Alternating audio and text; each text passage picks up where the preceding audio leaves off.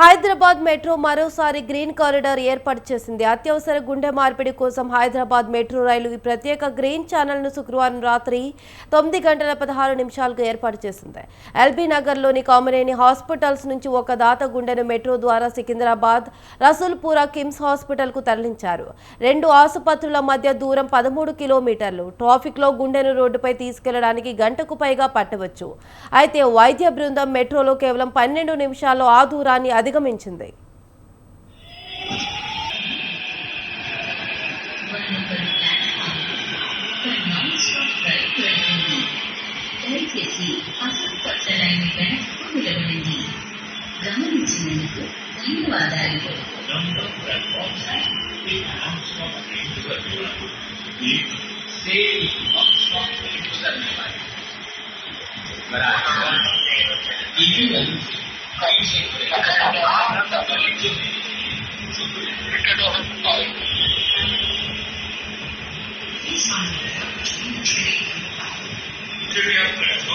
और ट्रेन के बीच के अंतर का ध्यान रखें।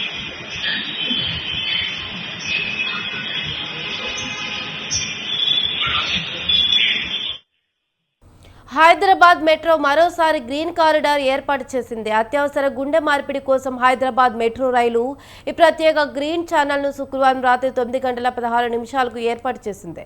ఎల్బీ నగర్లోని కామినేని హాస్పిటల్స్ నుంచి ఒక దాత గుండెను మెట్రో ద్వారా సికింద్రాబాద్ రసూల్పురా కిమ్స్ హాస్పిటల్కు తరలించారు. రెండు ఆసుపత్రుల మధ్య దూరం 13 కిలోమీటర్లు. ట్రాఫిక్లో గుండెను రోడ్డుపై తీసుకెళ్లడానికి గంటకు పైగా పట్టవచ్చు. అయితే వైద్య బృందం మెట్రోలో కేవలం 12 నిమిషాల్లో ఆ దూరాన్ని అధిగమించింది.